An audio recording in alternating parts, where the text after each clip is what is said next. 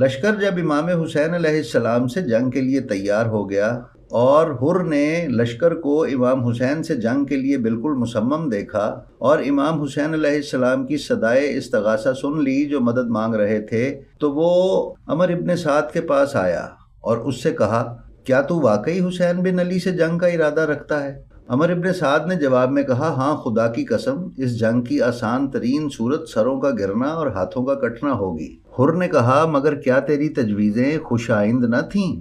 عمر بن سعد نے جواب دیا، اگر میرے اختیار میں ہوتا تو میں قبول کر لیتا، لیکن تمہارے امیر نے اسے قبول نہیں کیا۔ یہ سننا تھا کہ حر عمر ابن سعد کے لشکر کو چھوڑ کر لشکر کے ایک طرف جا کر کھڑے ہو گئے اور آہستہ آہستہ امام حسین علیہ السلام کی فوج کی طرف بڑھنے لگے۔ لشکر عمر ابن سعد کے ایک شخص مہاجر بن اوس نے کہا، اے حر، حملہ کرنا چاہتے ہو؟ حر نے کپکپاتے جسم کے ساتھ کوئی جواب نہ دیا۔